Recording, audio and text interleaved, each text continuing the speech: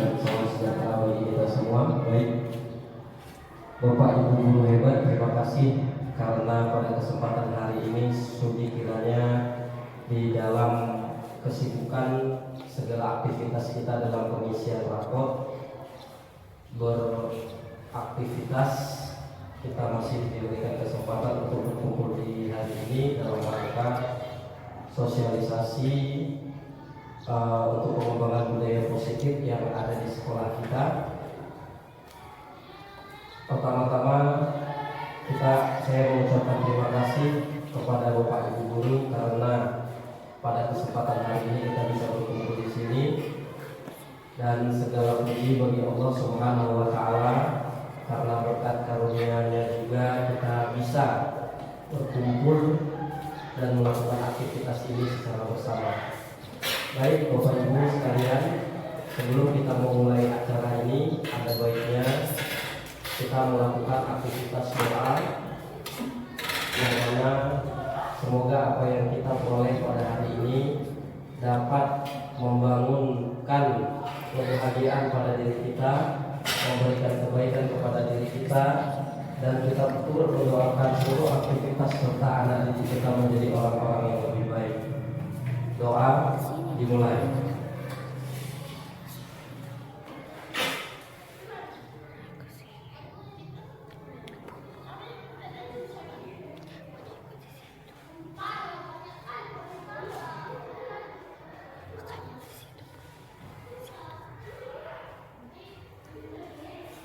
Doa selesai.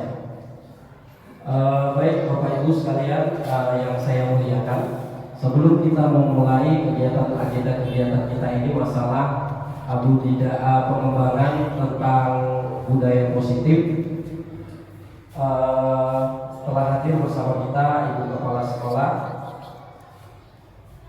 yang mana nantinya saya memohonkan kepada Ibu Kepala Sekolah untuk memberikan sebuah kata-kata motivasi kepada kita untuk pengembangan diri kita dan pengembangan diri sekolah kepada Ibu Kepala Sekolah yang dipersilakan dengan segala hormat.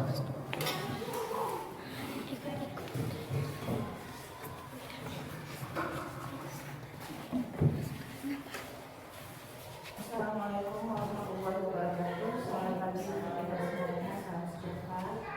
Bersyukur kepada Allah Subhanahu wa taala yang telah memberikan kita rahmat, kesehatan, rahmat, juga untuk berkumpul. Salam juga salam bisa maksud untuk harapkan insyaallah beliau akhir syafaat beliau. Amin. Terima kasih atas kesempatan yang diberikan kepada saya. Tidak banyak yang bisa saya sampaikan di sini.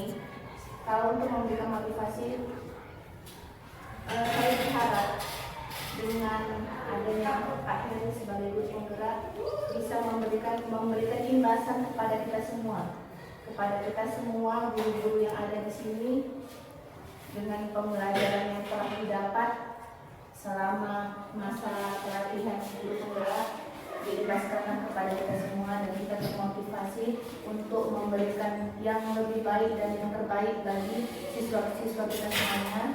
Saya rasa hanya sekian saja. Terima kasih. Assalamualaikum warahmatullahi wabarakatuh.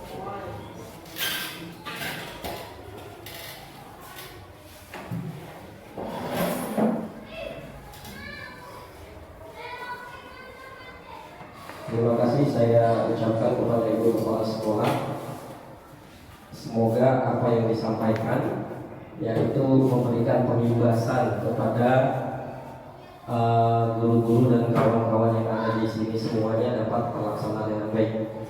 Baik, Bapak Ibu sekalian yang saya muliakan dan saya hormati, pada kesempatan hari ini saya coba untuk menggali beberapa informasi ataupun menyampaikan informasi berkait tentang budaya positif. Sebelum saya melaksanakan kegiatan pemateri tentang budaya positif, izinkan saya memperkenalkan diri sejenak. Yang pertama adalah fasilitator kami. Fasilitator kami adalah Leni Agustina. Beliau adalah salah seorang praktisi pengajar dari SMP negeri di Kota Bengkulu. Jadi syukur alhamdulillah pada kesempatan sekitar 2 bulan yang lalu kami diberikan kesempatan untuk sudah bertemu dan bertatap muka langsung. Kemudian di sini ada pengajar praktek kami. Pengajar praktek kami ini yang sudah 2 kali kembali itu adalah Ibu Wistiningsi, ya, Ibu Wistiningsi. Dia adalah salah satu pengajar di SMA di Kota Medan. Baik Bapak Ibu yang saya muliakan dan saya hormati, di sini bukan bermaksud untuk menggurui, tetapi hanya bergerak untuk mengembangkan suatu budaya positif yang akan kita kembangkan di sekolah. Jadi apa yang harus kita kembangkan, ya, apa yang sudah saya tulis di dalam pengembangan budaya positif itu, yang pertama itu adalah, ya, pengembangan dari budaya positif itu saya terapkan melalui filosofi Ki Hajar Dewantara, kemudian isi guru penggerak dan nilai dan peran guru penggerak. Ini masih slide pertama. Ya, kemudian sebelum kita masuk ke budaya positif, di sini saya menggambarkan bahwasanya kita tahu dan bahwasanya kita kenal bahwa Ki Hajar Dewantara terkenal sebagai seorang bapak pendidikan nasional yang sampai dengan sekarang kita tahu dan kita peringati setiap tanggal 2 Mei adalah Hari Pendidikan Nasional untuk mengenang jasa-jasa yang telah diberikan oleh Ki Hajar Dewantara untuk dunia pendidikan.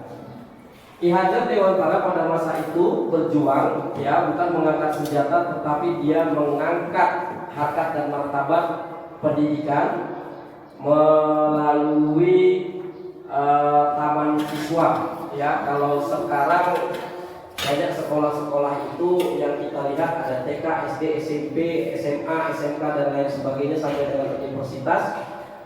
Dia itu membuat pertama kali itu melakukan adalah taman siswa, di mana taman siswa itu dihimpunnya seluruh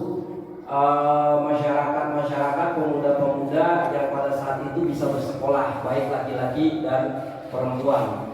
Kemudian setelah itu dia membangun taman siswa dan dikembangkannya hampir ke seluruh pelosok negeri Indonesia. Salah satu filosofi yang saya ambil, banyak filosofi Ki Hajar Dewantara yang sering kita lihat, tetapi yang paling familiar itu adalah Ing Arso Sutulodo, Ing Madyo Mangunkarso, Tuturi Handayani. Saya yakin dan percaya semuanya sudah tahu apa maksud dan tujuan dari Ing Arso Sutulodo, Ing Madyo Mangunkarso, Tuturi Handayani.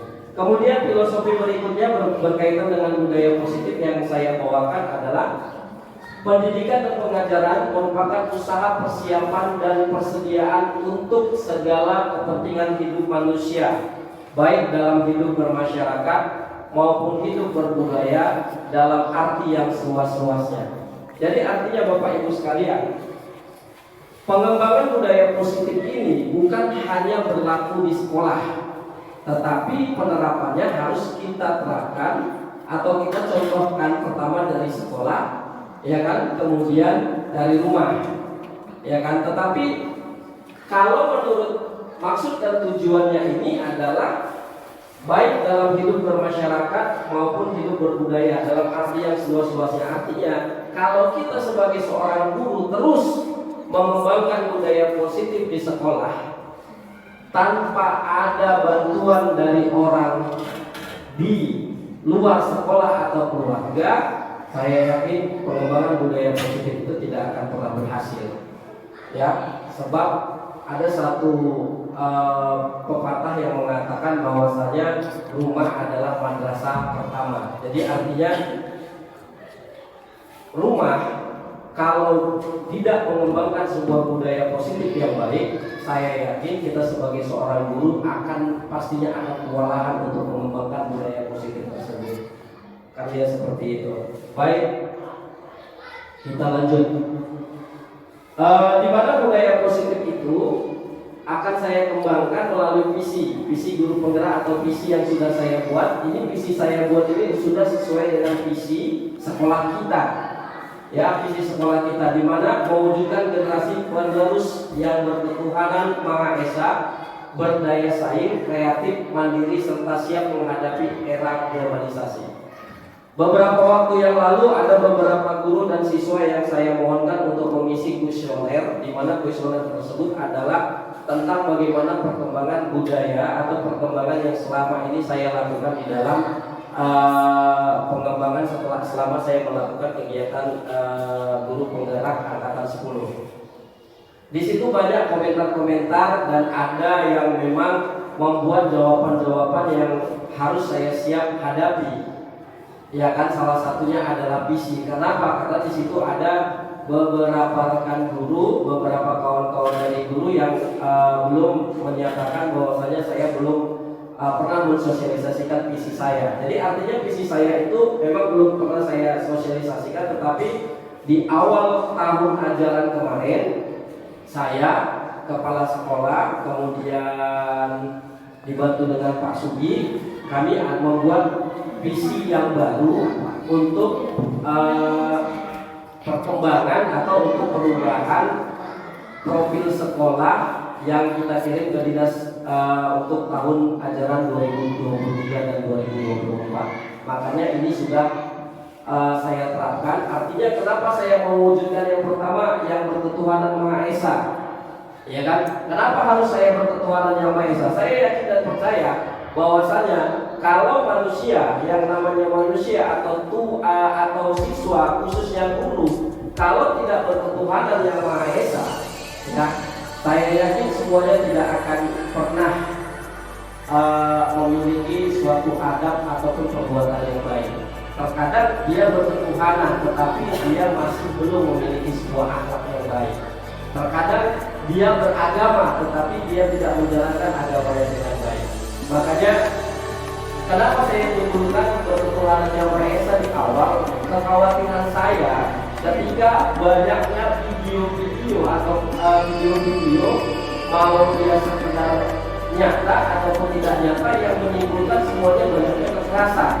Kekerasan itu sungguh-sungguh sangat kita sayangkan. Semuanya itu dilaksanakan oleh siswa-siswa, tidak hanya siswa dari tingkat SMA, bahkan siswa dari tingkat SD, SMP juga bisa melakukan kegiatan-kegiatan yang memang melanggar norma-norma dari ketuhanan Maha Esa, baik Pancasila ataupun yang lainnya. Yang pastinya juga tidak melakukan sebuah perilaku yang berlaku. Kemudian berdaya saing, apa yang mau saya buat di berdaya saing ini? Kita berusaha bagaimanapun anak-anak ini harus mampu mengembangkan potensinya, mengikuti OSN, O2SN, Forkot dan yang lain-lainnya untuk pengembangan diri mereka. Ya kan, jadi saya mau mempersiapkan mereka untuk berdaya saing. Berdaya saing itu bukan hanya sampai di situ. Kalau bisa lulusan kita yang tahun ini mereka mempunyai sebuah keyakinan atau sebuah budaya positif yang baik untuk melanjutkan sekolahnya ke jenjang yang lebih tinggi, tidak hanya di SMP, di SMA sampai perguruan tinggi S1, S2 dan S3. Makanya saya buat berdaya saing. Kemudian kreatif. Saya perhatikan untuk pembangunan sebuah kreativitas di dalam sekolah ini sudah cukup. Artinya belum memiliki sebuah nilai kemampuan yang meningkat. Ya, tetapi kita berusaha sama-sama karena saya yakin dan percaya kalau ada kolaborasi, ya, sistemnya sekarang adalah kolaborasi atau kerjasama. Ya, kerjasama di antara seluruh stakeholder atau guru-guru pengembangan kreativitas ini pasti akan bisa dilaksanakan. Ya, nggak usah yang mahal, yang sederhana aja, yang pastinya bisa membangun. Ya, kreativitas itu bukan hanya dari segi ketika anak berani berbicara ke depan, ketika anak berani melakukan aktivitas, ketika anak banyak kreativitas yang bisa kita lakukan untuk pengembangan siswa kita. Kemudian mandiri serta siap menghadapi era globalisasi. Ya, mandiri. Kapan kita mulai mandiri? Kan gitu. Bapak Ibu sekalian, kemungkinan mandiri itu kalau untuk di tingkat SD itu masih cukup usianya kalau dari segi psikologi di sini kemungkinan mungkin ada Ibu Leni ya. Ibu Leni boleh kemandirian kira-kira karena ibu jurusan psikologi, kemandirian itu di usia berapa Bu? Kira-kira untuk siswa? Monggo Bu. Baik, bismillahirrahmanirrahim. Assalamualaikum warahmatullahi wabarakatuh. Waalaikumsalam warahmatullahi wabarakatuh. Kalau untuk tingkat peserta didik kemandirian itu bisa dimulai dari kelas 1. Nah, itu tahap awal. Namun mungkin untuk tingkat kesulitannya atau tingkat membebani jenis kemandirian itu tergantung di usia peserta didik. Nah, kalau misalnya di kelas 4, kelas 5 mereka bisa disuruh untuk sebagai peserta upacara atau petugas upacara, maka di kelas 1 mungkin belum bisa. Kenapa?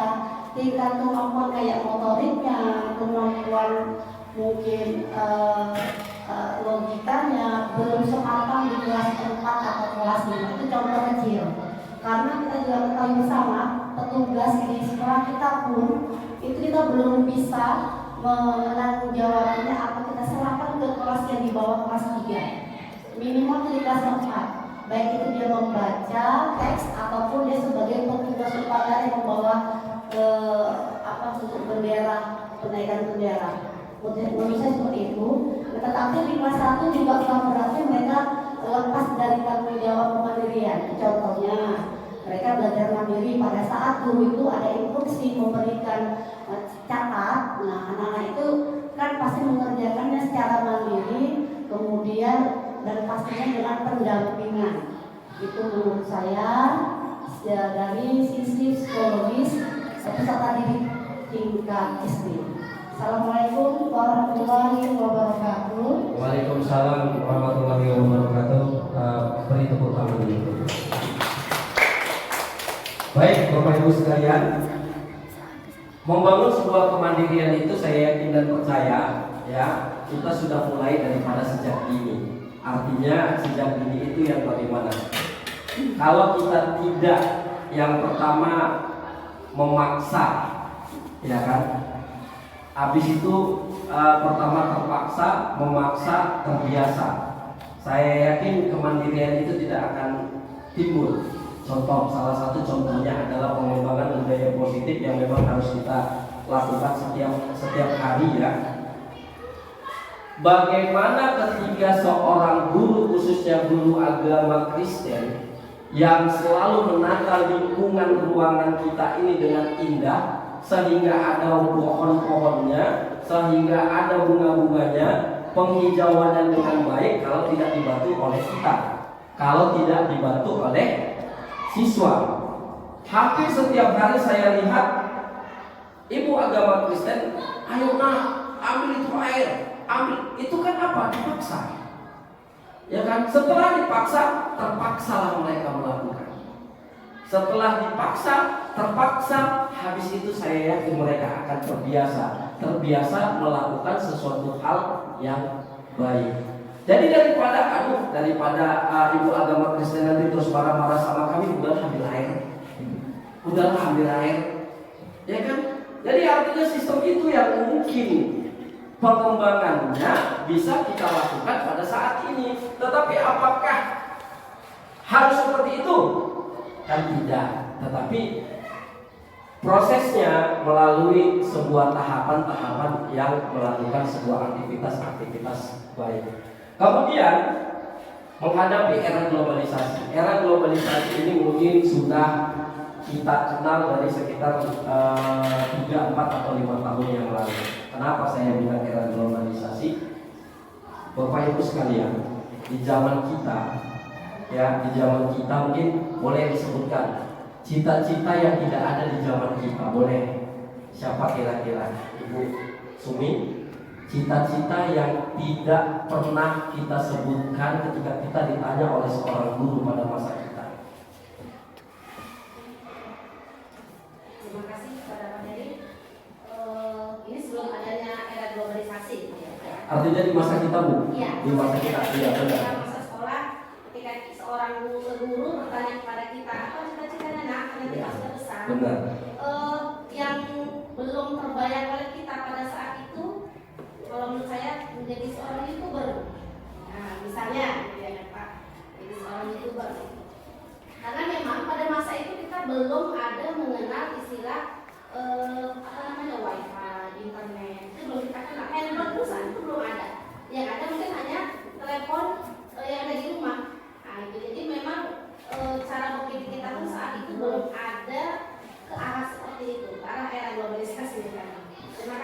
Oke, terima kasih. Bu Sumi sangat baik ya sebagai seorang guru kelas 1 sudah bisa memaparkan ya. Artinya mungkin pada masa kita tidak ada yang namanya cita-cita sebagai YouTuber. Kalau saya dulu ditanya mau apa cita-citanya, nak jadi dokter. Kenapa? Karena saya lihat kalau dulu dibawa orang tua saya, mama saya ke rumah sakit, kayaknya dokter itu enak ya kan. Begitu dulu periksa-periksa pulang dibayar kan gitu. Habis itu saya lihat dulu pada masa saya ada kamera keamanan rakyat ya kan, anak bu apanya polisi gitu ya kan. Oh enak kali jadi kameranya, oh ini begini, oh ini begini, ini begini. Saya mau jadi polisi gitu, berbeda-beda. Tapi kalau sekarang zamannya perkembangan era globalisasi adalah ada YouTuber, kemudian blogger, gamers, macem lah pokoknya ya kan, macem. Jadi artinya banyak sekarang yang bisa diciptakan ya kan, yang diciptakan dengan mengembangkan sebuah budaya-budaya yang positif. Jadi Bapak Ibu sekalian, ada filosofinya Hajar Dewantara yang memang harus betul-betul kita kembangkan. Didiklah anak dengan tidak meninggalkan kondisi kodrat alam dan kodrat zamannya. Jadi kodrat alam itu yang bagaimana? Kodrat alam itu adalah perkembangan budayanya, perkembangan masa di mana kita harus mengajar mereka, perkembangan di mana apa kebutuhan mereka. Ya, kodrat alam. Zaman, bagaimana zamannya mereka, zaman apa sekarang? Kalau mereka zaman teknologi ya harus bisa kita imbangi dengan teknologinya, kan gitu. Baik Bapak Ibu sekalian, pengembangan budaya positif yang akan kita lakukan itu adalah yang pertama di sini mungkin kita ringkaskan aja. Budaya positif yang pertama itu ya budaya positif perubahan paradigma belajar. Artinya ketika pada saat ini kita sering menjadi seorang komentator, komentator atau sebagai pusat dari ilmu pengetahuan, ternyata menurut Ki Hajar Dewantara pendidikan itu salah. Apa sebab? Karena sebaiknya guru itu tidak harus memberikan materi terus-terusan kepada anak-anak, tidak harus terus belajar di dalam kelas, tetapi nyatanya di dalam lingkungan sekolah ini kita ini belum bisa kita terapkan secara nyata. Harus terus masih bisa kita dampingi. Jadi perubahan paradigma belajar, kita yang biasanya selalu belajar di dalam kelas, boleh kita kembangkan di luar kelas. Monggo, mungkin ibu kepala sekolah juga nggak keberatan ya bu ya, enggak, monggo. Tetapi dengan catatan diperhatikan dengan pandangan dan perhatian yang cukup ekstra.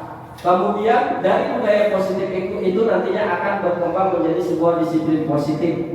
Ya, saya yakin disiplin positif itu nanti akan tumbuh seperti mana nanti sebuah pemahaman, kesepakatan kelas dan keyakinan kelas. Ya, waktu kemarin itu sudah ada pernah salah satu guru kita ibu agama Islam sudah membuat sebuah keyakinan kelas. Ada di kelas 5 untuk PMM-nya itu sudah saya tengok, saya sudah cukup bagus ya, dan bahkan saya sudah menerapkannya di kelas 6 dan ada beberapa yang memang harus disesuaikan dengan kondisi masing-masing kelasnya. Kemudian nilai-nilai kebajikan, nilai-nilai kebajikan ini apa yang harus kita buat kepada anak ya. Nilai-nilai kebajikan kepada anak ini banyak jenisnya, banyak macamnya, bisa kita kembangkan berdasarkan pada kebutuhan belajar siswa, bisa kita kembangkan dengan cara bagaimana kemandirian siswa, bisa kita kembangkan dengan cara bagaimana memotivasi siswa dengan baik.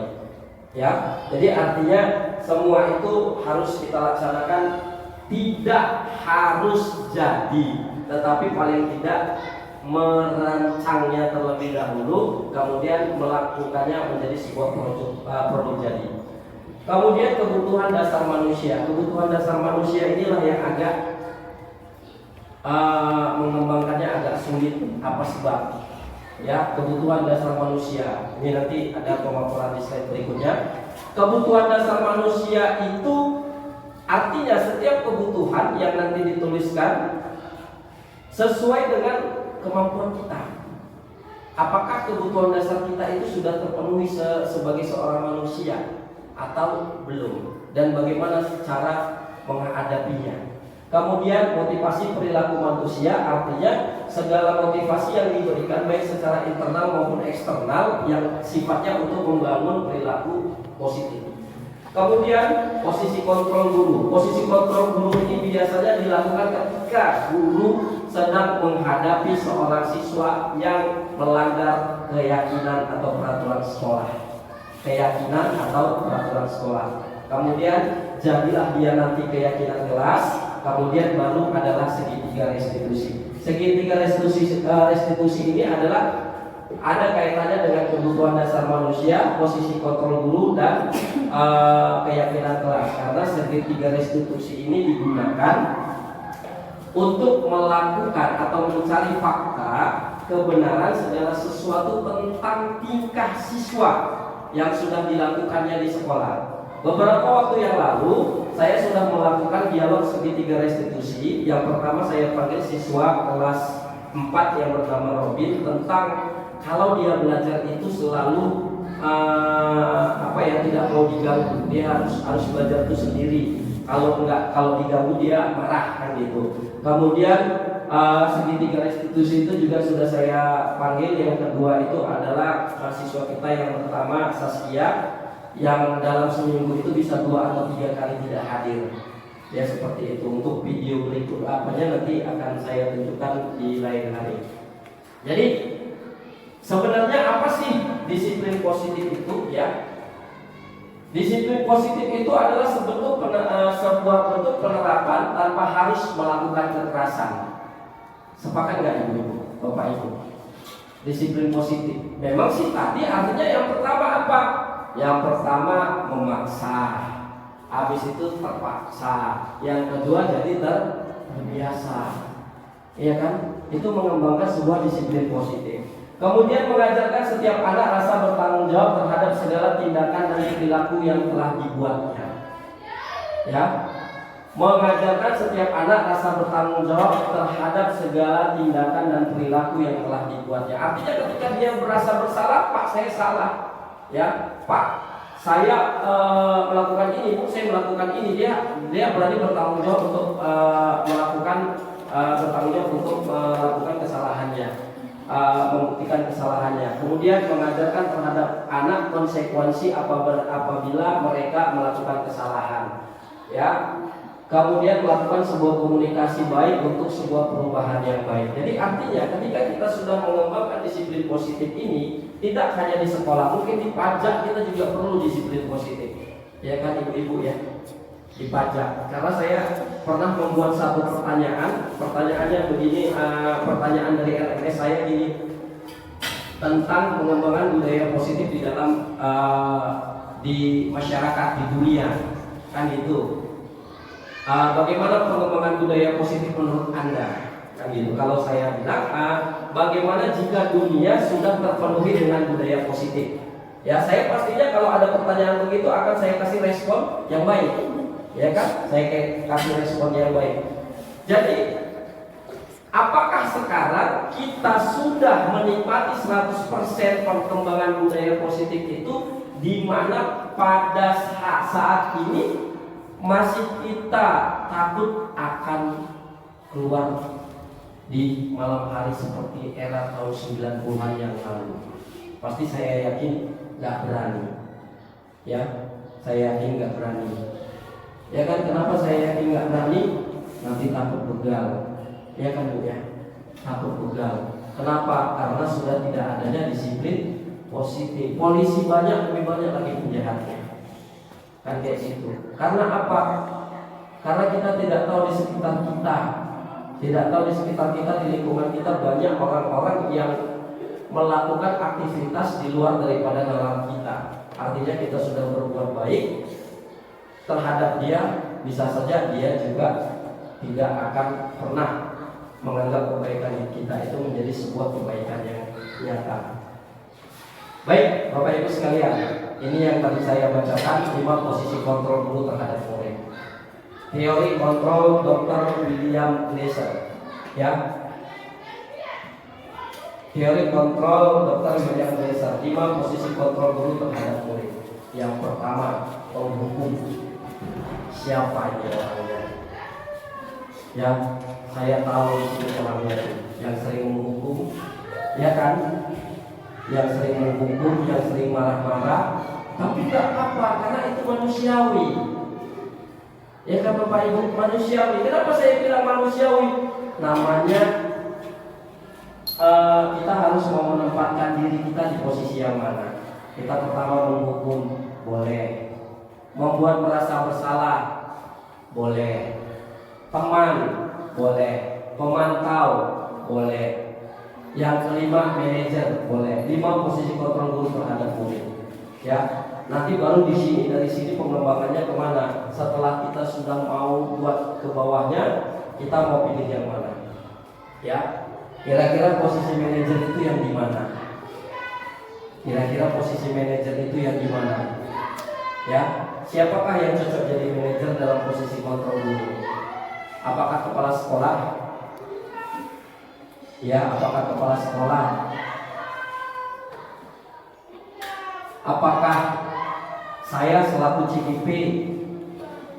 Apakah ibu agama Islam sebagai guru akhlaknya, guru kepribadiannya, ya kan? Ataukah ibu kelas 2 atau ibu kelas 3? Jadi 5 posisi kontrol terhadap murid ini kita harus bisa betul-betul menempatkan diri kita, ya kan? Tapi saya yakin dan percaya sebuah kasus yang kita hadapi pada dasarnya kita semuanya seolah-olah jadi seorang penghukum. Ya, Bapak Ibu sekalian, saya akui 5 posisi kontrol ini karena saya baru dapat sekitar 1 bulan yang lalu. 1 bulan sebelumnya, 1 tahun atau 2 tahun sebelumnya, posisi saya adalah sebagai penghukum. Kenapa? Melanggar aturan. Aturan itu dibuat berdasarkan segala sesuatu tindakan universal yang dilakukan kesalahan. Beda dengan keyakinan kelas. Kan dia seperti itu. Saya lakukan penghukuman. Sehingga kenapa terlambat? Sudah tahu kan terlambat apa konsekuensinya? Kita lakukan penghukum. Ternyata itu salah. Tadi itu membuat merasa bersalah. Sudah kita hukum, besok jangan lagi buat kayak gitu ya nak. Ya, bangunlah lebih pagi. Coba kalau tadi bangunnya pagi, pasti kamu nggak ketinggalan sholat, nggak ketinggalan ini, bisa sarapan, bisa ini. Merasalah iya Pak, saya salah. Terakhir main kayak drama.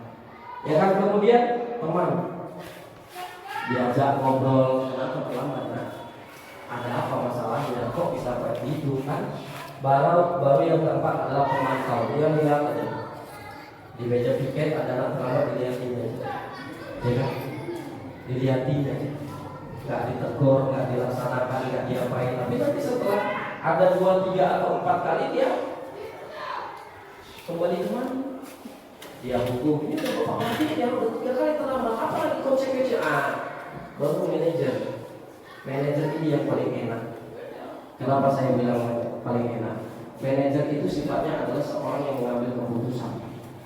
Ya, mengambil sebuah kebijakan. Siapa kepala sekolah? Apakah harus kepala sekolah yang selalu menjadi posisi manajer? Boleh jadi. Tetapi guru kelas juga, kalau kita khususnya di SD, harus bisa menjadi seorang manajer. Kenapa? Karena kita yang paling tahu apa kebutuhan siswa di dalamnya. Karena kita yang hampir 5-6 jam langsung bertatap muka kepada mereka, langsung memenuhi apa kebutuhan mereka. Jadi Bapak Ibu sekalian, di dalam pengembangan budaya positif harus kita pahami dulu posisi kontrol tersebut agar kita tidak salah melakukan sebuah aktivitas. Kemudian setelah kita memahami tadi posisi kontrol, dari pengembangan posisi kontrol ini ada 5 kebutuhan dasar manusia. 5 kebutuhan dasar manusia itu yang pertama adalah bertahan hidup. Yang bertahan hidup berarti bukan berarti kita pada saat bertahan hidup di sini artinya kita melakukan sebuah kegiatan kegiatan yang baik, ya, untuk pengembangan budaya etika positif kita untuk melakukan bertahan hidup. Artinya bertahan hidup ini memang ada hubungannya dengan Tuhan. Tetapi kalau kita tidak bisa mengembangkan segala sesuatu yang telah kita dapat karunia dari Tuhan, masa kita mau membiarkan diri kita ini hidup secara bebas, hidup secara tidak teratur, hidup secara tidak karuan, mau makan datang sendiri, mau minum datang sendiri, kan tidak mungkin. Kan dia seperti itu. Harus kita bisa mengembangkan bertahan hidup. Kalau dulu, kalau saya nggak salah, ini di pelajarannya adalah sandang, pangan, papan. Ya. Kemudian setelah kita bertahan hidup, yang kedua adalah kasih sayang. Ya kan, kasih dan sayang. Ini ada erat sangat erat kaitannya sebagai seorang manusia. Ya, kasih dan sayang. Sudah dikasih, kita sayang lagi. Artinya segala pengorbanan yang diberikan sebagai seorang guru, ya, memberikan kasih sayang kepada seorang siswa, memberikan yang terbaik kepada seorang siswa, itu adalah sebuah hal yang saya anggap nilai positif, ya, nilai positif untuk perubahan anak-anak di kemudian hari. Saya bangga, ya, melihat guru-guru senior saya di sini yang sudah mengabdi lebih dari 30 tahun kurang lebih. Jadi artinya mereka bisa menceritakan bagaimana perjuangan mereka mendidik anak-anak itu sehingga pada suatu hari mereka ketemu dan masih mengingat gurunya. Artinya apa? Berarti kasih dan sayang pada saat itu diberikan sepenuhnya dengan hati yang baik kepada muridnya, sehingga guru tersebut, siswa tersebut masih ingat apa yang dilakukan oleh gurunya. Makanya guru itu adalah sebuah cerminan hidup yang saya anggap adalah pengembangannya adalah biarlah amalan guru Tuhan yang membalasnya sebagai sebuah amal jariah dan kebaikan di masa depan. Karena saya yakin dan percaya dengan mengajarkan satu huruf akan menimbulkan 100 kebaikan. Kemudian kebebasan. 5 kebutuhan dasar manusia ini bukan hanya untuk murid, tetapi untuk guru juga. Adakah di sini guru yang merasa belum bebas dalam mengajar? Ada Bu, ada. Atau karena peraturan dari kepala sekolah yang begitu ketat, saya tidak bebas mau mengekspresi? Ada Bu, ada. Nggak ada, ya. Jadi artinya kembangkan. Bebas kita melakukan aktivitas belajar kita, bebas kita meluangkan seluruh kemampuan kita untuk melakukan pengembangan sebuah budaya menjadi sebuah budaya positif, membangun keyakinan kelas, membangun sebuah kebaikan, membangun sebuah kebebasan untuk kita melakukan aktivitas. Apa yang mau dibuat? Infokus ada, sudah disediakan, ya kan? Slide ada, sudah disediakan, semuanya sudah disediakan. Walaupun kadang nanti kalau dua kelas pakai Infokus sudah disepak dari listrik, tapi kita lakukan sebuah kebebasan untuk mengekspresikan mengajar kita. Baru kesenangan. Ya, kesenangan ini apa? Dalam situasi sulit, dalam situasi pekerjaan yang semrawut di rumah, semrawut sih namanya, segudang pekerjaan yang ada di rumah untuk mengurus rumah tangga, kita tetap melakukan sebuah aktivitas senang. Duduk di sekolah, ngobrol-ngobrol, ketawa, menceritakan orang, mengisi orang, kesenangan itu namanya. Ya kan Bulia, ya? Ya kan? Kesenangan. Kenapa? Karena kesenangan itu timbulnya bukan hanya di rumah, di sekolah, di pajak juga kesenangan. Kenapa? Aku mau belanja sama ibu sana. Kenapa? Bagus-bagus dia jualannya, barangnya masih seger-seger, ikannya cantik-cantik, kan kesenangan itu namanya. Ya kan? Terakhir setelah dia puas, diceritakannya lah sama guru B, kau belanja di sana aja. Kok gitu Bu? Iyalah, enak di sana.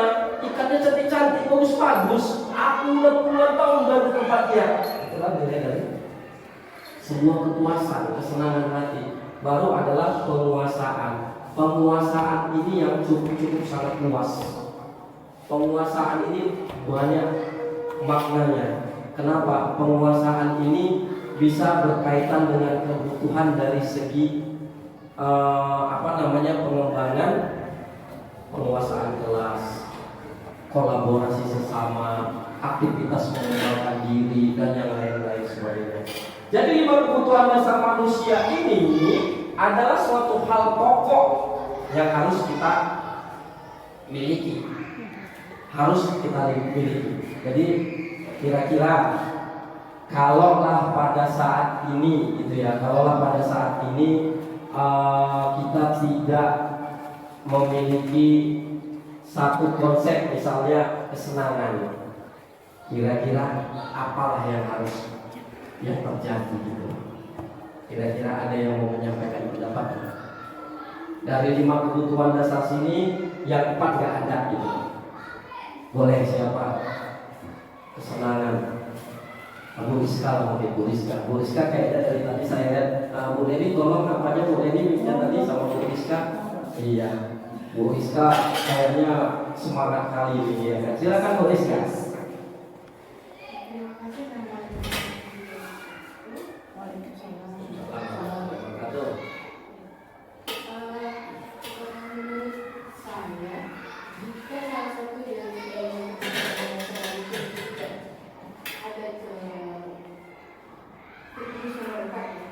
Iya, Pak.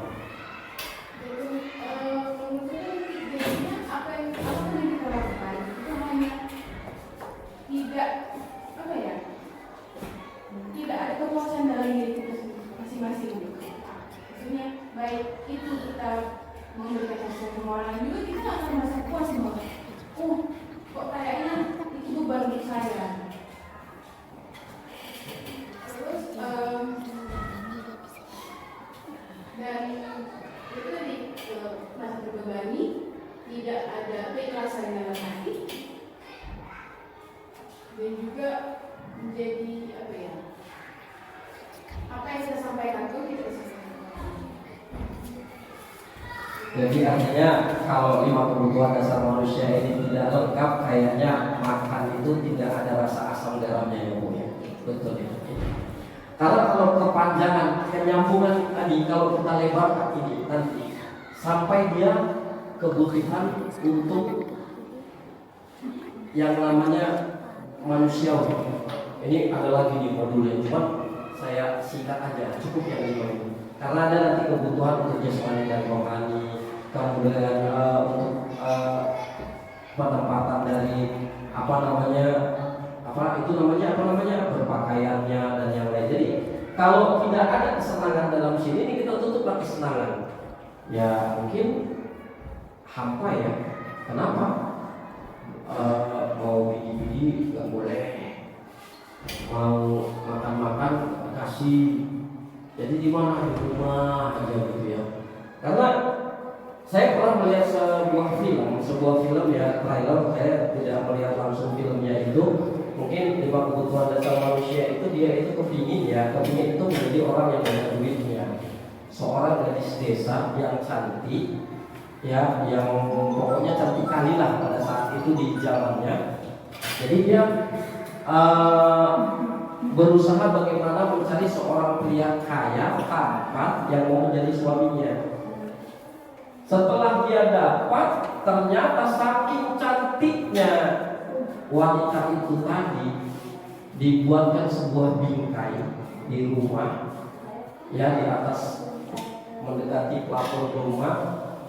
Istrinya hanya disuruh di situ aja. Kenapa? Demi memuaskan kesenangan dari seorang laki-laki.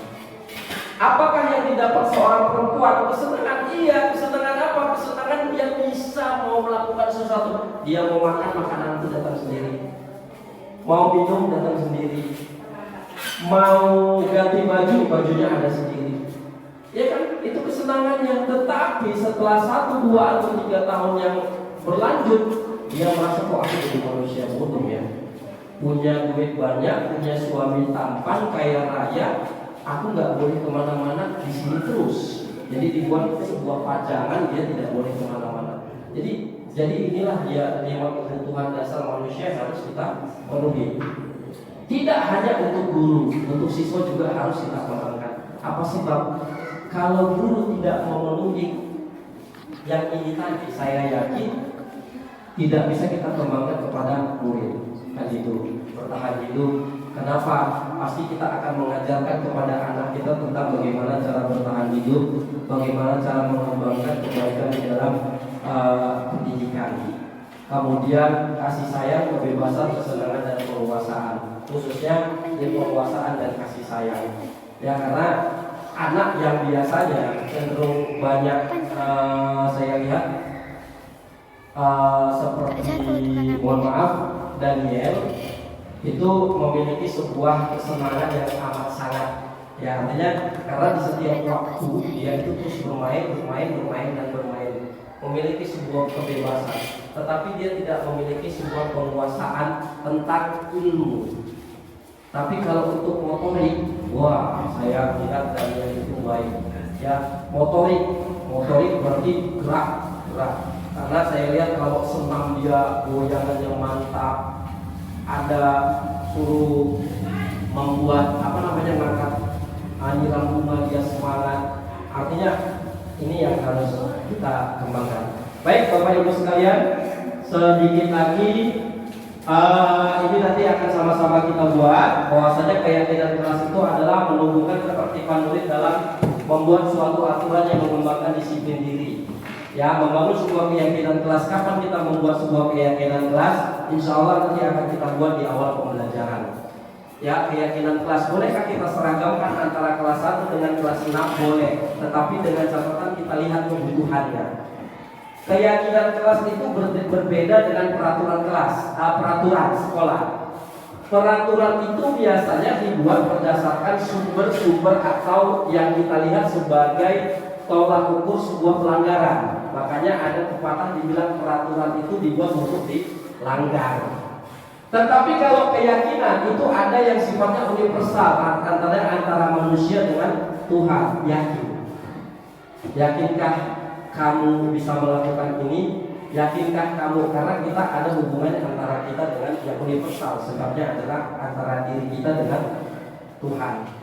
Kemudian mewujudkan suasana yang berpihak kepada murid. Ini yang agak sulit kita buat. Kenapa kita sulit? Karena begitu kita buat pelajaran yang berpihak kepada mereka itu cenderung apa? Belajarnya ogah-ogahan. Ya, belajarnya semau mereka. Tetapi merancang, memproses sebuah kebaikan, saya yakin dan percaya bisa kita kembangkan secara perlahan. Kemudian menciptakan komunikasi antara guru dan murid. Ya, anak bersalah kita komunikasikan. Ya, jangan terus kita hukum, kita menjadi manajer, harus membuat suatu keputusan keluar atau tidak. Kemudian membiasakan diri untuk melakukan kegiatan baik yang mencerminkan budaya baik. Ini sudah kita terapkan. Artinya gini, begitu saya masuk sekolah, anak-anak dibiasakan dengan melakukan aktivitas menanam, menyiram, merawat. Jadi artinya kalau kita mau membiasakan diri untuk melakukan kegiatan baik ini, ingat unsur dari merdeka. Ya, merdeka itu yang pertama adalah mulai dari diri. Jadi kita tidak akan pernah mengembangkan budaya positif di sekolah kalau kita gurunya tidak mulai dari diri menciptakan budaya itu. Guru paling enak merintah, tetapi mencontohkan tidak 100%. Sekarang bagaimana kita membangun kolaborasi kerjasama ketika harus mengembangkan diri, mulai dari diri. Kita harus sama-sama, ayo nak, ini kita laksanakan. Karena ibu sudah gak kuat ngangkat air, kamu yang ngangkat, kita bantu siram. Bukan hanya untuk menyuruh, karena kebiasaan itu akan berdampak negatif. Kan dia seperti itu. Kemudian baru untuk Itu untuk mengembangkan dirinya. Baik Bapak Ibu yang saya muliakan, ini adalah pengembangan segitiga restitusi namanya. Coba agak saya katakan.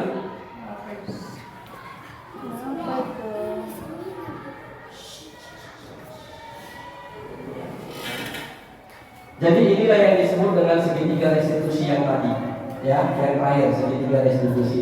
Segitiga restitusi itu yang mana? Apa yang harus dilakukan dengan segitiga restitusi? Segitiga restitusi itu yang pertama, ini segitiga biasa kita lakukan untuk melakukan validasi tindakan kebutuhan siswa, ya. Misalnya satu kasus Jahira yang Saskia yang dalam seminggu 2 atau 3 kali yang tidak hadir. Jadi kita tidak langsung boleh memonisnya, udah memang malas sekali kau, apalagi kerjaanmu di rumah.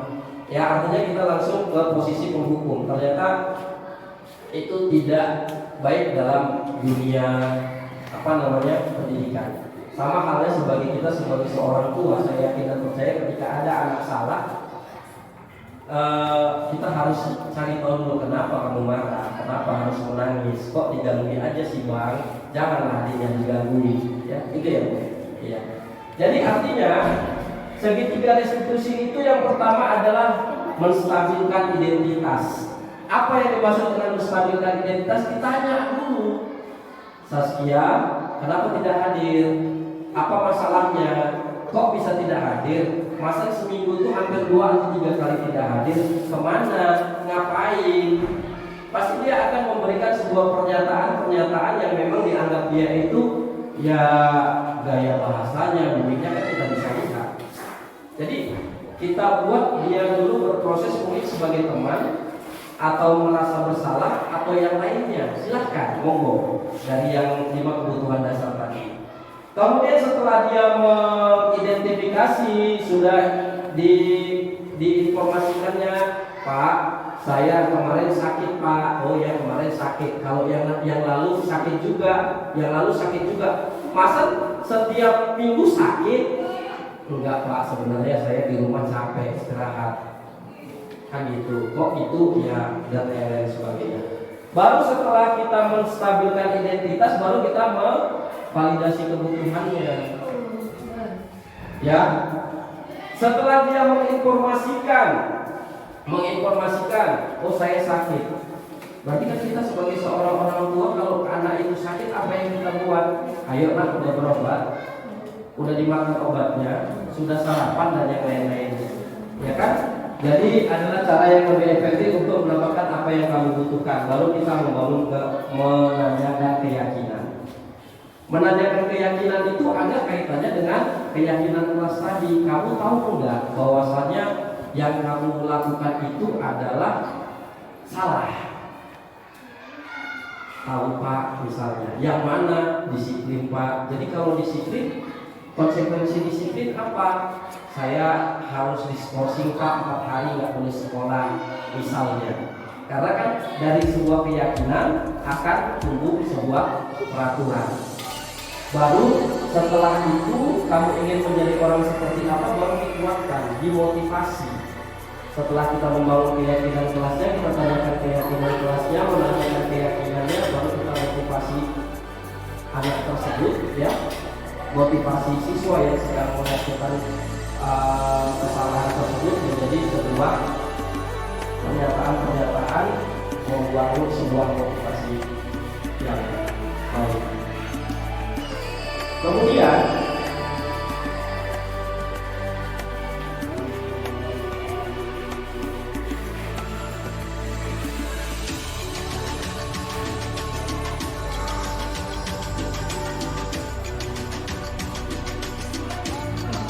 sedikit lagi berkaitan dengan segitiga restitusi tadi adalah kita ambil dari filosofi Raja Dewantara adalah pendidikan sebagai tempat menyampaikan demi kebudayaan dalam masyarakat, sebagai tempat untuk berlatih dan menumbuhkan nilai-nilai kemanusiaan yang dapat diteruskan atau diwariskan.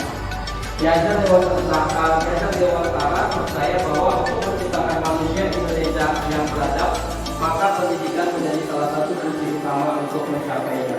Oleh sebab itu, seorang pendidik hanya dapat menuntun tumbuhnya kekuatan kodrat yang ada pada anak-anak sehingga dapat memperbaiki perilakunya.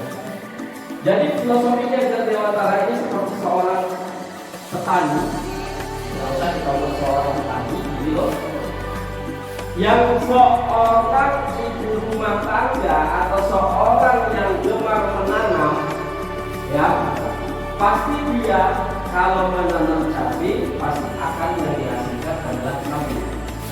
Walaupun di sekitar cabai ada rumput. Menanam bunga pasti yang akan tumbuh adalah bunga. Walaupun di sekitar bunga ada rumput.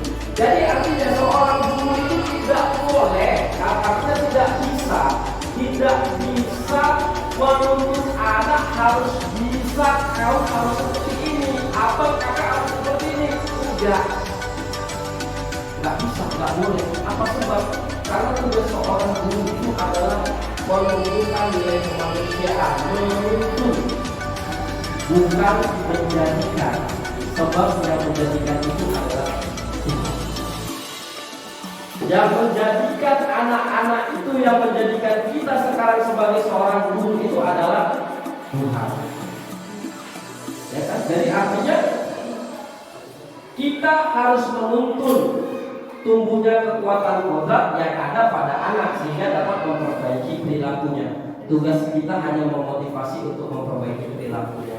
Ketika kita mau menyemai menanam cabai tadi supaya kodratnya cabai bisa banyak buahnya, berarti kita harus kasih pupuk. Kita harus cabut rumputnya. Nah, itu kodratnya cabai. Ya, saya pernah ditanya sama seseorang ini, Pak Heri kan guru matematika suka marah-marah enggak? Kalau saya marah-marah sekitar 10 tahun atau 15 tahun saya belum mengajar. Kalau sekarang enggak, saya bilang. Kenapa? Sebelum saya ketemu dengan kodrat ini, pernyataan Yayasan Dewantara, saya pernah membaca sebuah buku yang namanya Tugas Guru adalah sebagai seorang pendidik. Tugas guru adalah sebagai seorang pengajar. Guru tidak bisa membuat anak menjadi pintar sebagaimana yang diinginkan guru, tetapi karena kepintaran itu adalah hidayahnya Allah, karena pintar itu adalah mungkin rahmatan Tuhan yang diberikan kepada Tuhan untuk anak-anaknya. Jadi tugas guru itu adalah membimbing dan mendidik. Ya, makanya saya kebanyakan kalau jadi guru sekarang ketawa-ketawa, senyum-senyum aja, walaupun jengkel di dalam hati, tapi udah biarkan aja. Baik, Bapak Ibu yang saya muliakan, budaya positif merupakan perwujudan dari nilai-nilai universal yang dimiliki seseorang untuk dapat diterapkan dan dikembangkan di lingkungan masyarakat.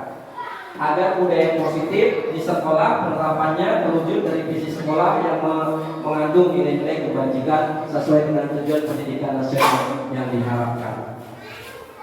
Sampai di sini kira-kira Bapak Ibu ada yang mau dipertanyakan tentang bagaimana pengembangan di budaya positif?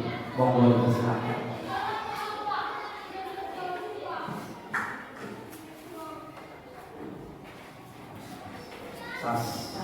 Karena kesibukan kita dalam beberapa aktivitas, semoga apa yang saya sampaikan, ya, semoga apa yang saya sampaikan hari ini dapat membangun sebuah kebaikan, merancang sebuah proses kebaikan, memadukan sebuah kolaborasi yang baik untuk pengembangan sekolah.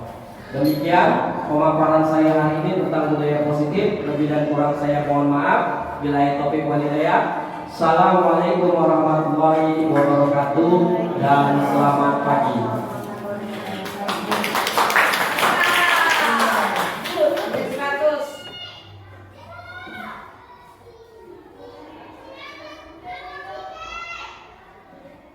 Berdoa selesai.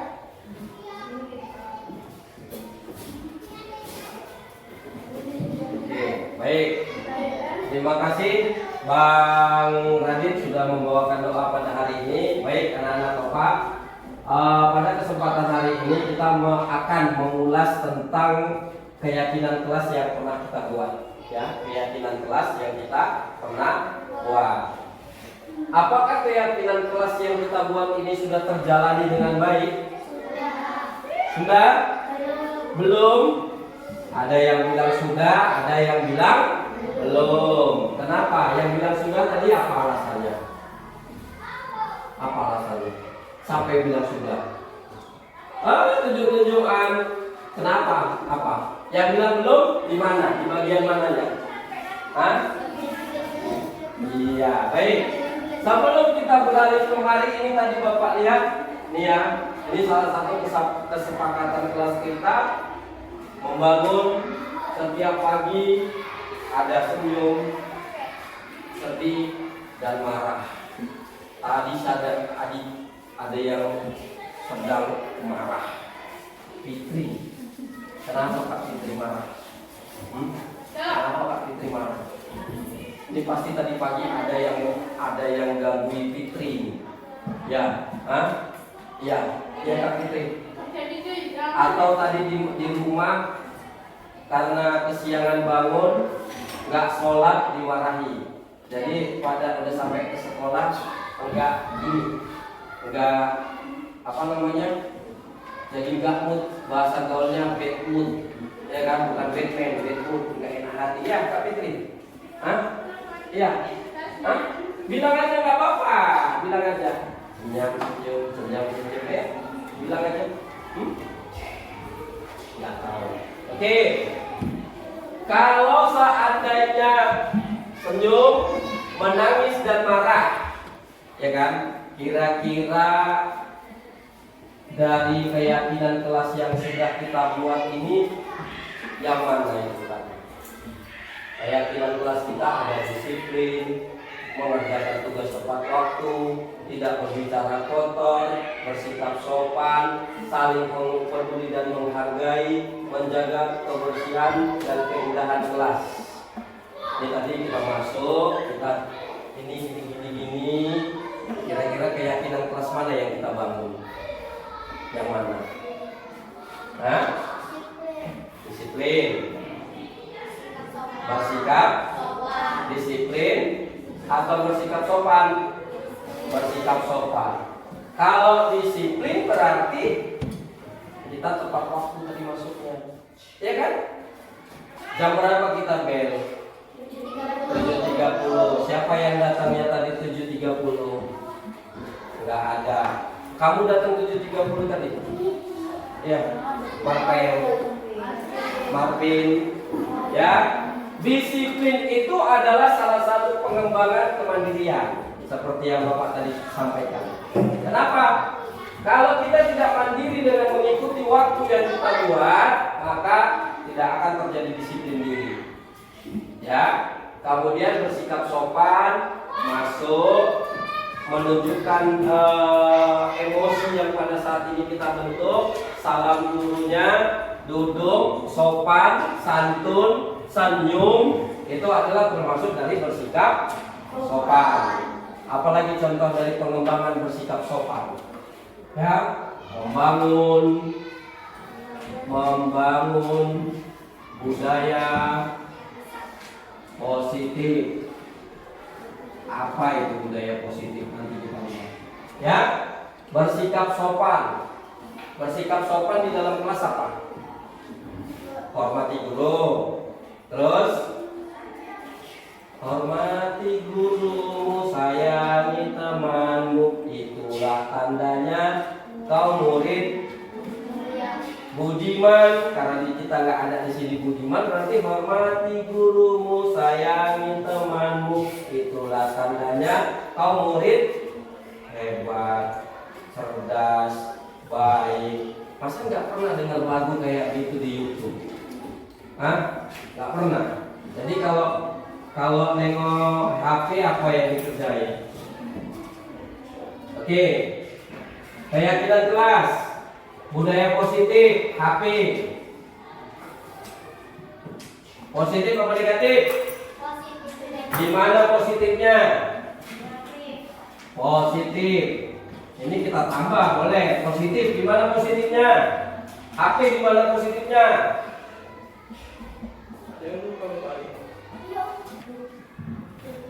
HP positif. Di mana positifnya?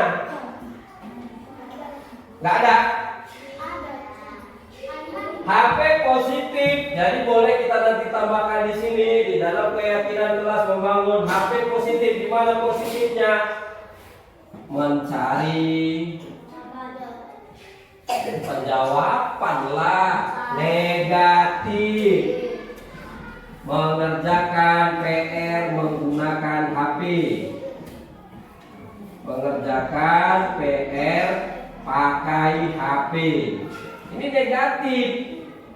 Kenapa Pak bilang negatif? 1 kali 2 tambah 3 kurang 6 kali 8 per 2. Kalian foto, cetek, keluar jawabannya. Kan negatif. Ya kan? Langsung ada jawabannya. Ya kan?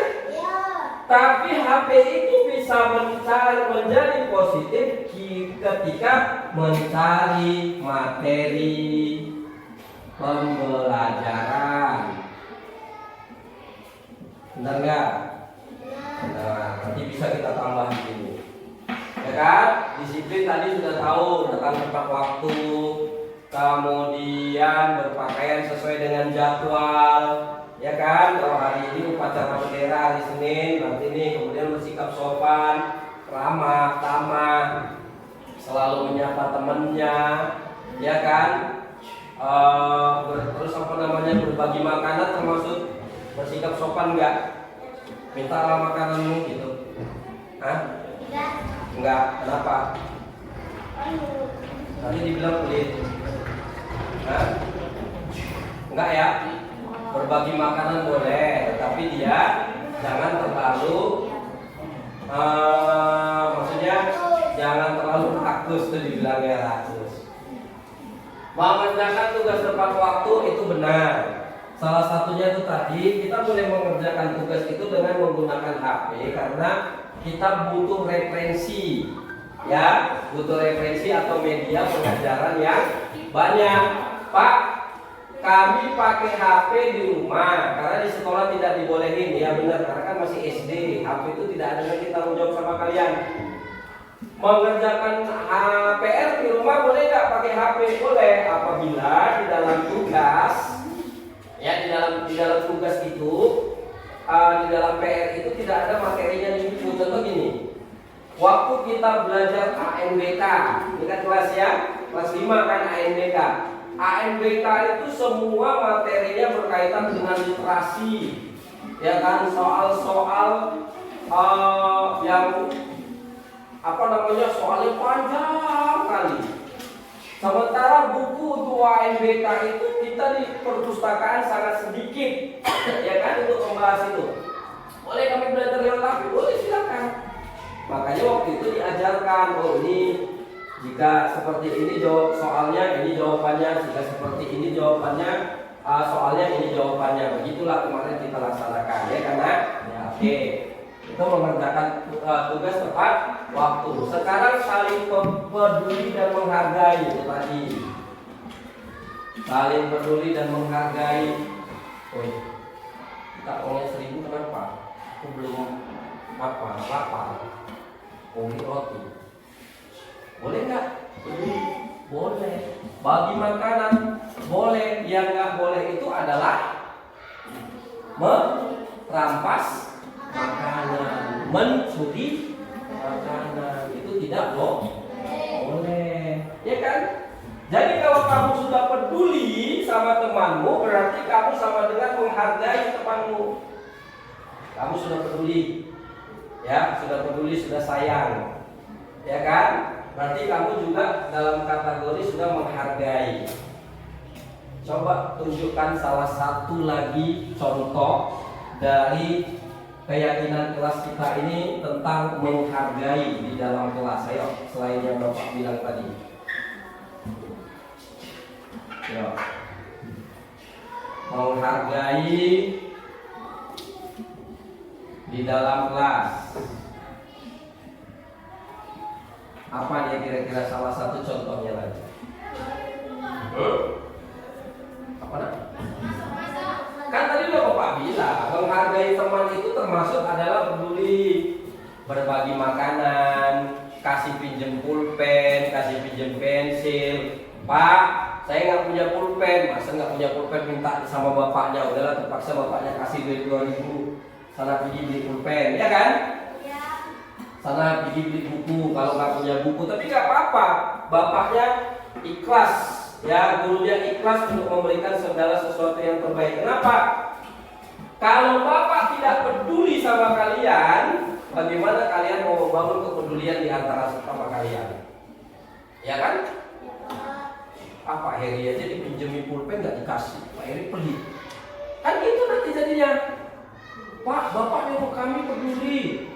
Kami boleh pinjam pulpen, bapak dipinjemin pulpen nggak ada. Ya kan? Ya kan, benar nggak? Jadi artinya kembali ke bapak. Bapak memberikan contoh terbaik, berarti kalian juga memberikan hasil yang baik. Oke, salah satu setelah kita peduli, kita menghargai. Apa salah satu menghargai, salah satu lagi pengembangan budaya positif tentang menghargai di dalam kelas? Apa? Tidak mengejek teman, termasuk peduli dan menghargai. Terus apa lagi? Bully, tadi tentang bully ya. Terus apa lagi? Mana? Hah? Apa lagi?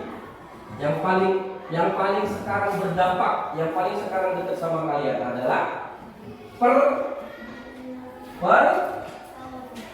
perbedaan iya. Perbedaan ya kan? Menghargai perbedaan agama. Ada nggak di dalam kelas ini yang memaksakan kalian harus tahu lebih bagus masuk agama? Ada nggak? Nggak ada. Ada Aminah? Nggak ada. Tena? Nggak ada.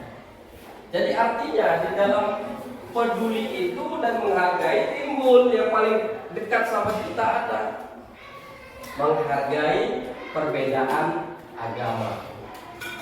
Ya kan? Sebab agama itu mengajarkan semuanya kepada kebaikan, keyakinan. Ya kan? Ada nggak agama yang mengajarkan keburukan? Nggak ada. Ada adikku? Nggak ada. Ya kan? Orang Muslim melakukan ibadahnya, puasa, kemudian sholat 5 waktu. Karena waktu puasa kemarin Bapak tengok waktu pas puasa menghargai yang non Muslim, yang Kristen, melakukan aktivitasnya sendiri, yang Muslim melakukan aktivitasnya sendiri. Makannya sembunyi-sembunyi. Kami guru di dalam kantor saling menghargai. Pak Eri minta maaf ya, saya sarapan, oh iya Bu, Bapak puasa, oh nggak apa-apa. Setelah lepas puasa ada puasa lagi, ya kan? Pak Eri puasa, iya. Saya makan nggak apa-apa Bu, silakan. Kan nggak mungkin Bapak larang, ya kan? Itu adalah untuk menghargai. Jadi yang paling dekat adalah perbedaan agama. Jadi nanti apapun bentuk agamanya, nak, agama yang diakui apa? Islam, Kristen, Buddha, satu lagi Kristen Katolik dan Kristen Protestan. Ya, apapun bentuk agamanya, semua agama itu mengajarkan kepada keyakinan terhadap sebuah kebaikan. Tidak ada agama itu membuat manusianya atau pemeluk agamanya itu menjadi orang-orang yang sesat. Oke, baik. Tidak berbicara kotor. Wah, ini waktu Bapak pertama kali masuk dulu, hampir dari ini ada 30 orang kan?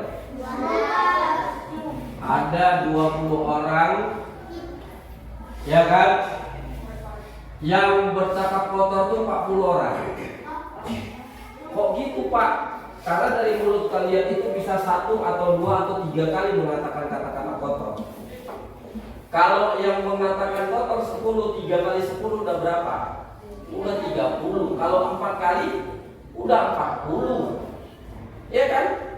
Kalau begitu kalian nampak cakap kotor itu, habis itu kotoran itu masuk ke muka kalian, udah berapa? Udah penuh.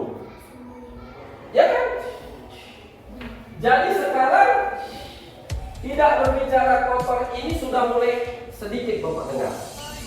Sudah tidak seperti dulu.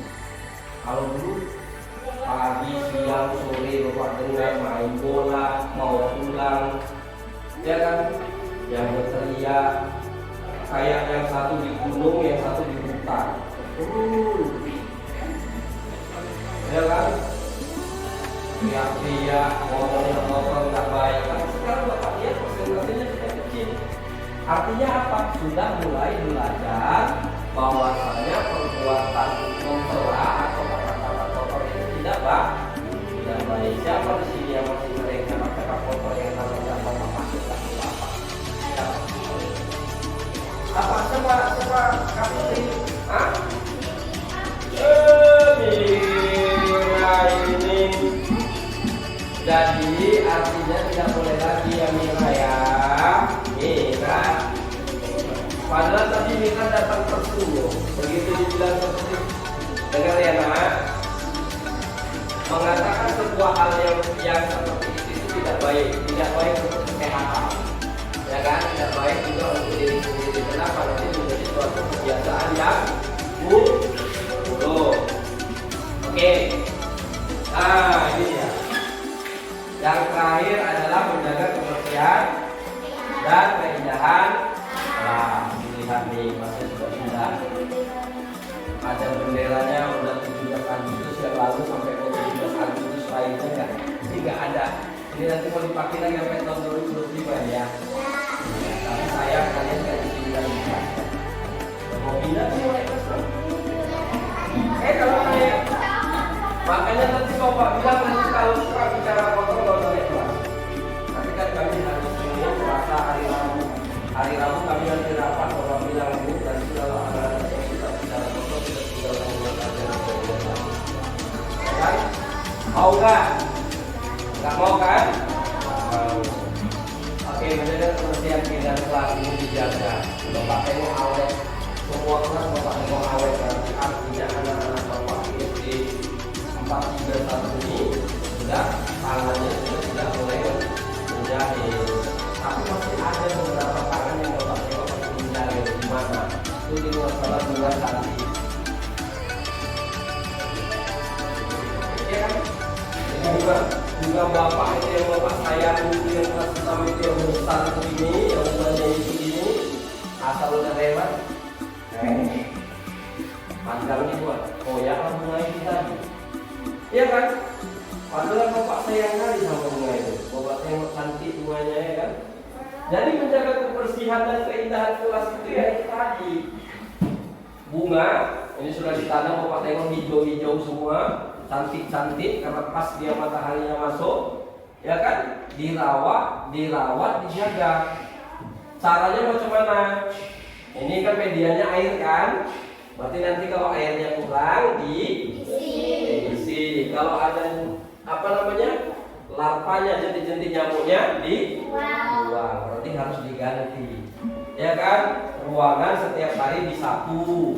Kemudian setelah nyapu nanti dipel. Berarti artinya menjaga kebersihan dan keindahan kelas itu juga sudah kalian terapkan. Hanya saja, ingat, hanya saja. Apakah semuanya sudah melaksanakan dengan baik? Belum. Hah? Belum. Kenapa Bapak sepakati yang dibilang sama Fitri? Menyiram bunga di luar.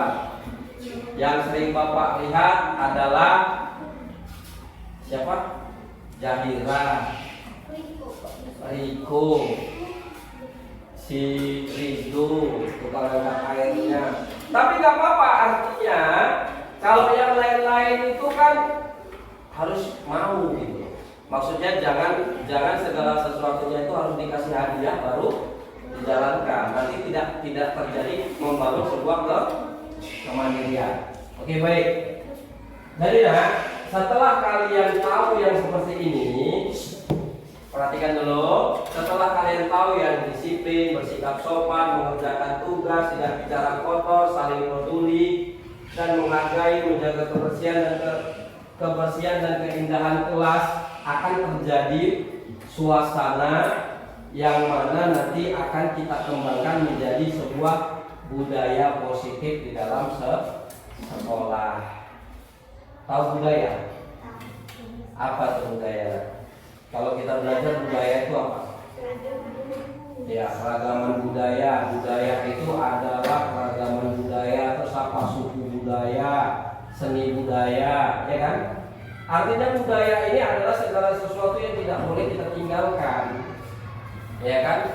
Kita tidak boleh tinggalkan. Kenapa? Karena budaya ini pastinya akan menimbulkan suatu hal yang positif, ya kan? Meninggalkan sebuah hal yang terkesan kepada kita sehingga kita membangun sebuah kemandirian. Budaya positif, contoh di rumah bangun pagi terus mandi, ya kan? Terus tidak lupa menggosok gigi, kemudian Habis mandi ku tolong ibu membersihkan tempat tidurku. Itu sebuah lagu tentang budaya positif atau tentang membangun sebuah kemandirian. Bangun tidur ku terus mandi. Siapa yang bangun tidur terus mandi? Iya. Setelah itu bangun tidurku terus mandi, tidak lupa menggosok gigi.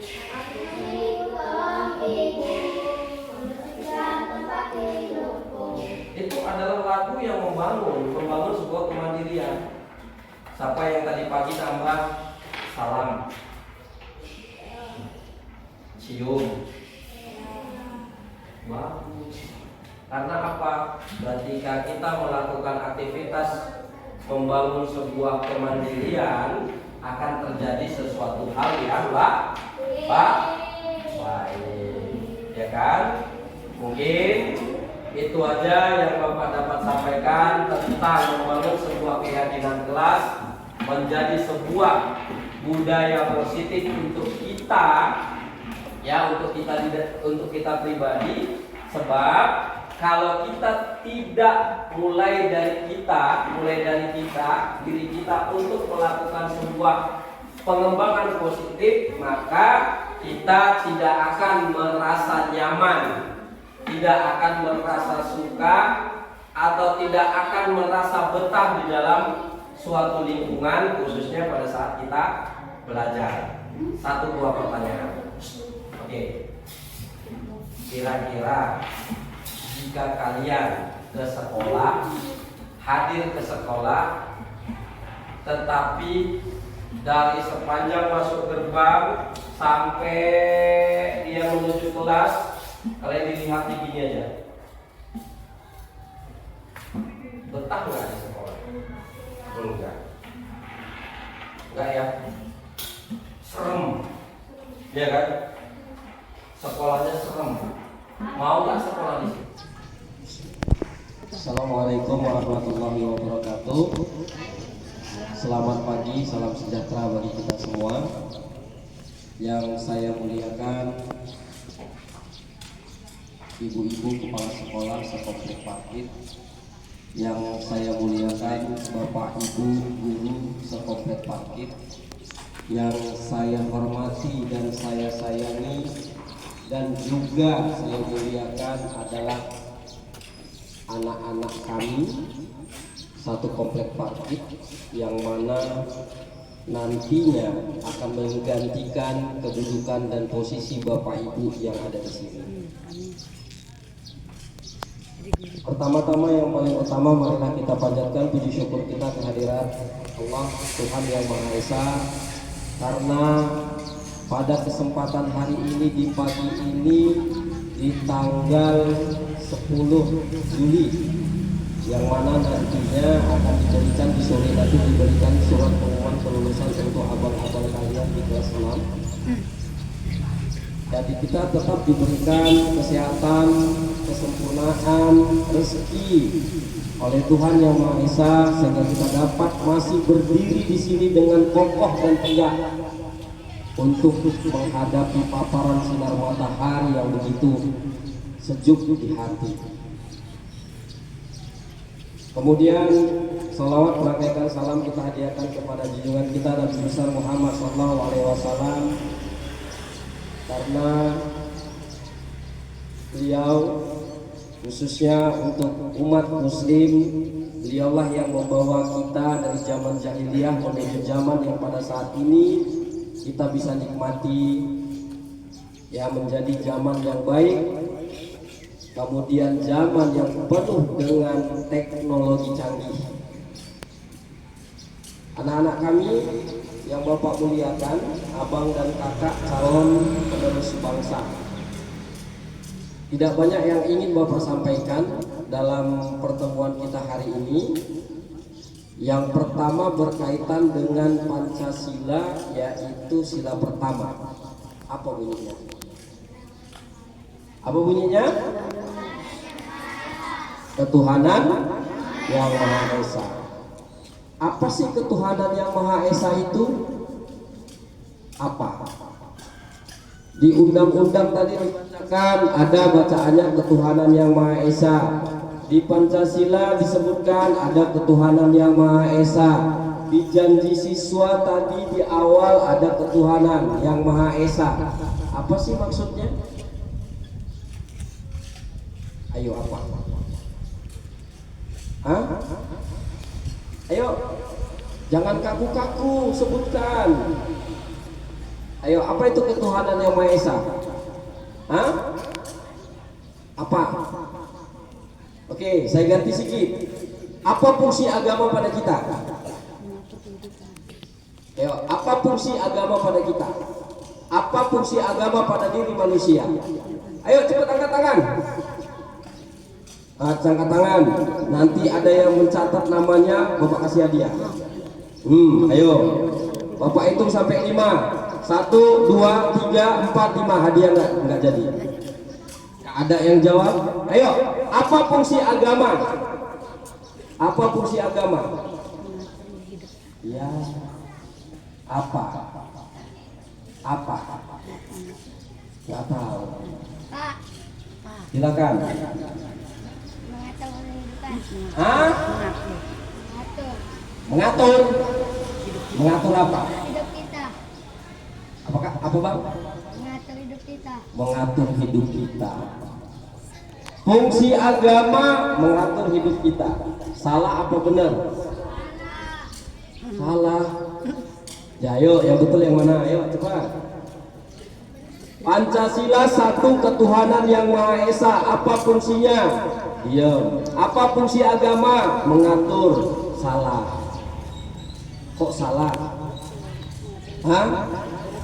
Oke, baik. Kita jelaskan. Ada yang lagi yuk? Satu orang lagi. Boleh. Satu orang lagi. Nggak ada. Dari sana nggak ada yang mau. Jangan malu. Abang yang angkat tangan? Enggak. Oh bukan, bulet dia rupanya. Tadi pagi belum sarapan mungkin ya. Yang sebelah sana? Nggak ada. Ini yang sebelah sini. Yang sini yang PPIP. Biasanya kalau yang di sebelah sini PPIP itu pejabat, kasih tribun dia. Ya kan? Ya. Baik. Kenapa harus ketuhanan Yang Maha Esa? Yang pertama, karena cita-cita dari dibentuknya Pancasila itu adalah yang pertama kita bertuhan, beragama. Agama itu apa? Itu tadi dibilang kawannya sana, mengatur diri. Kalau kalian beragama, benar nggak kalian diatur diri kalian? Contoh pertama, sebelum makan apa yang harus kita lakukan? Berdoa. Siapa yang nyuruh?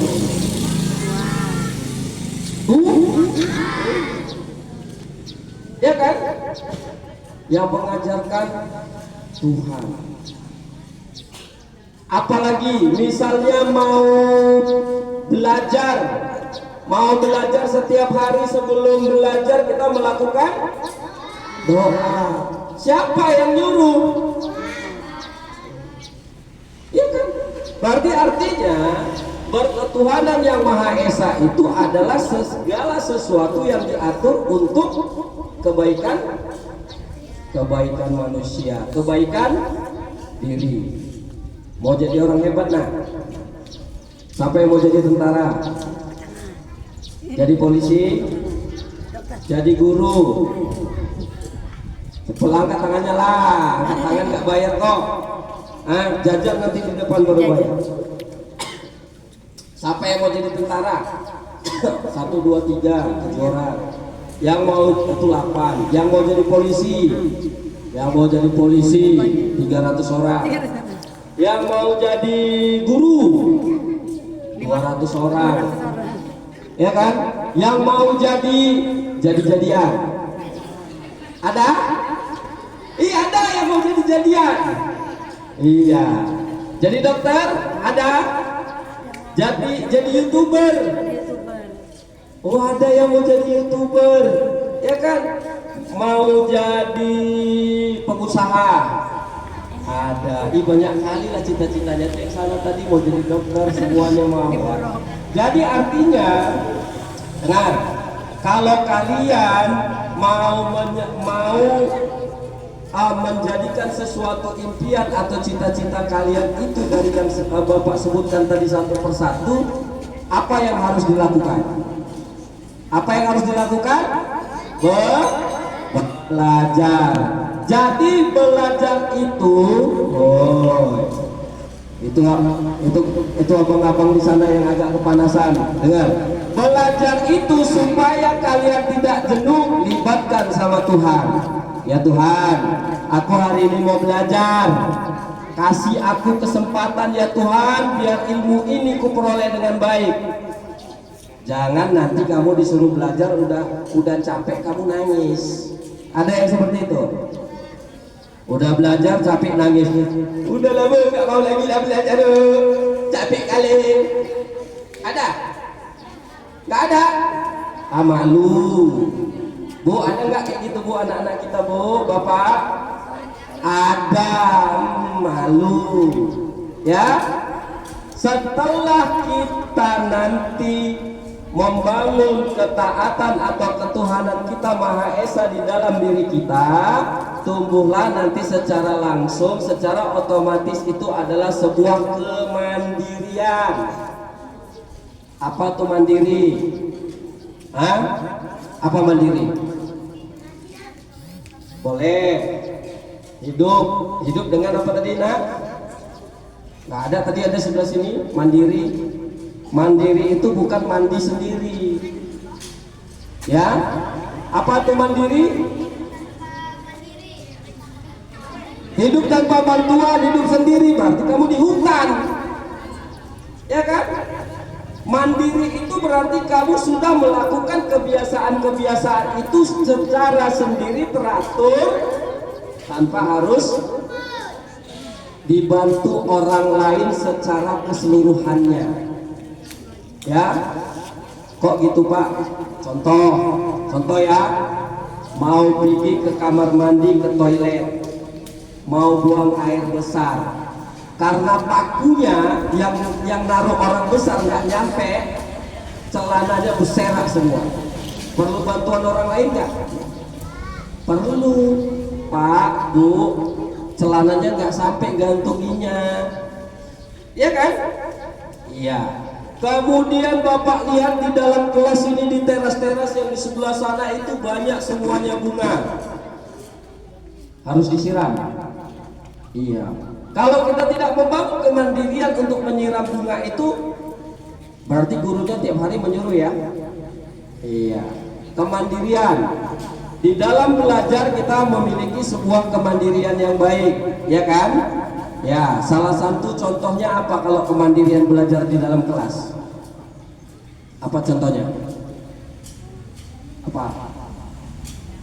Mengerjakan tugas piket Iya. Pokoknya melakukan kebiasaan-kebiasaan baik. Iya kan? Iya. Siapa yang tadi pagi sudah menyapu kelas? Nggak ada. Ada. Siapa yang tadi pagi sudah menyiram bunga di depan kelasnya? Nggak ada. Siapa yang tadi pagi begitu bangun tidur membersihkan tempat tidurnya, narik spraynya, menyusun rapi bantalnya? Hah? Ada? Ya, banyak. Ya, karena Bapak pernah ya, ya, karena dari hal sekecil apapun membangun sebuah kemandirian itu harus dimulai dari diri. Contoh, tempat tidur itu kalau di rumah itu sendiri apa berdua apa bertiga, sama abang sama kakaknya atau sama adiknya? Sendiri, berdua, ada yang bertiga, ya.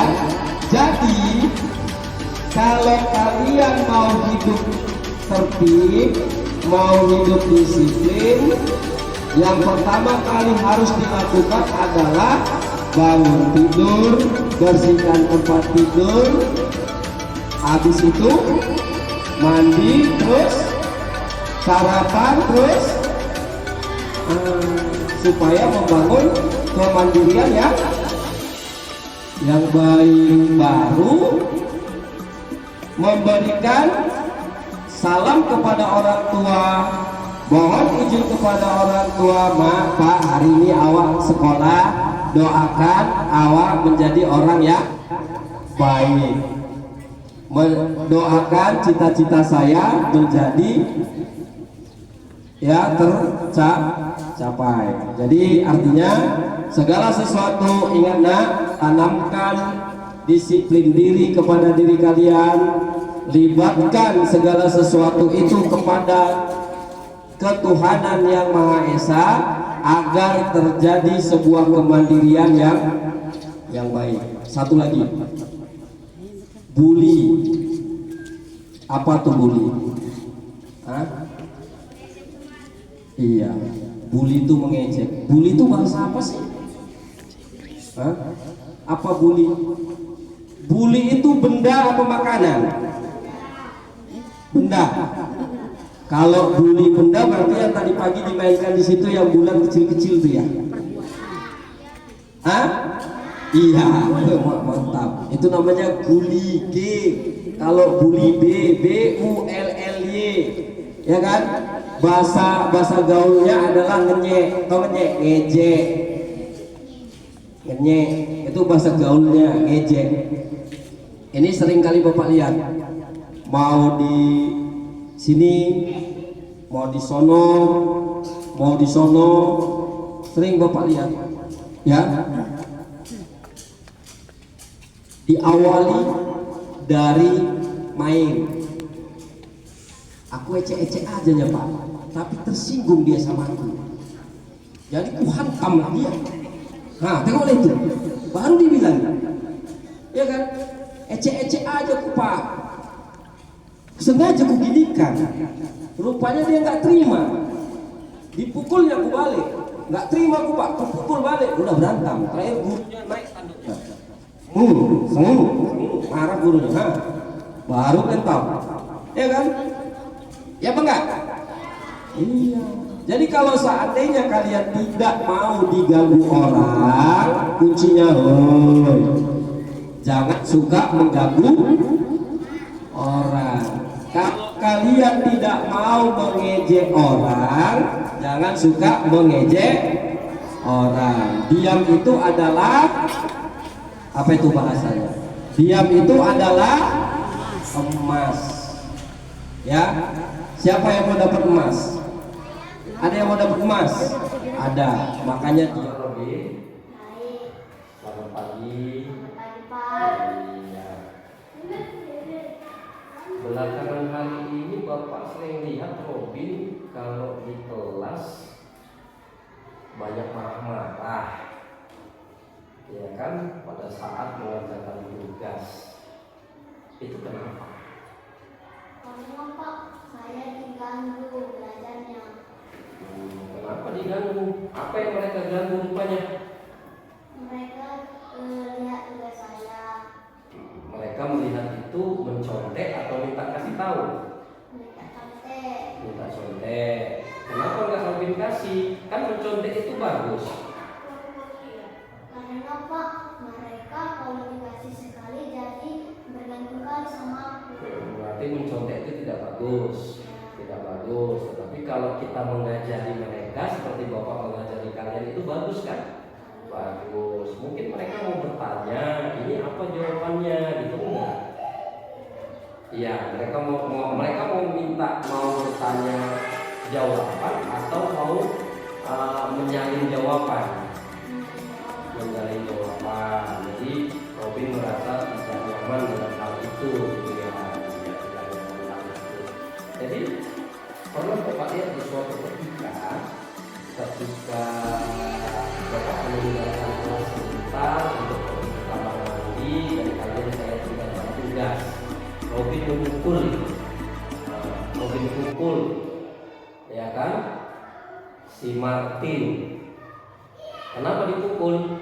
Siapa? Martin apa siapa namanya? Rafael. Ya, si Rafael dipukul. Kenapa dipukul Rafael? Karena dia meminta aku, jadi aku nggak terima. Dicontek. Dia bukan mau minta apa? Bukan mau ngasih minta ajarin. Ini macam mana gitu? Dia ngambil buku. Bukunya dirampas. Sehingga Robin memukul si Rafael. Kalau menurut Robin, tindakan yang Robin buat itu sesuai nggak dengan keyakinan kelas kita? Tidak. Robin tahu kan? Tidak sesuai kan? Yang mana? Di bagian mananya? Perilaku yang tidak baik, melanggar disiplin, ya kan? Karena di sekolah kita tidak ajarkan bagaimana cara kita melakukan perbuatan yang seperti itu, ya kan? Memang yang dilakukan Rafael itu juga salah, ya kan? Nanti juga Bapak akan panggil Rafael untuk penanganan berikutnya, kan ya seperti itu. Jadi kira-kira ada solusi nggak kira-kira supaya Robin tidak marah-marah gitu loh? Apa solusinya? Solusinya saya belajar di samping Bapak supaya tidak diganggu sama yang lain. Jadi selalu belajar nanti di samping Bapak. Ya, Terus nanti kalau yang lain ikut juga gimana?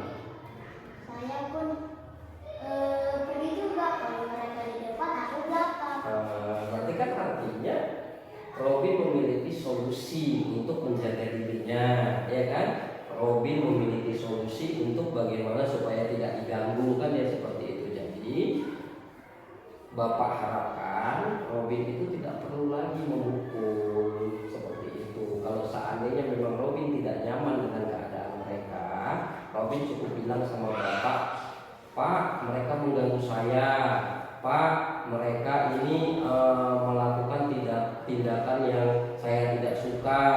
Cukup seperti itu aja lapor, jangan memukul. Bisa? Bisa. Jadi kalau bisa harus bisa berbuat ya. Terima kasih ya Robinnya atas waktunya.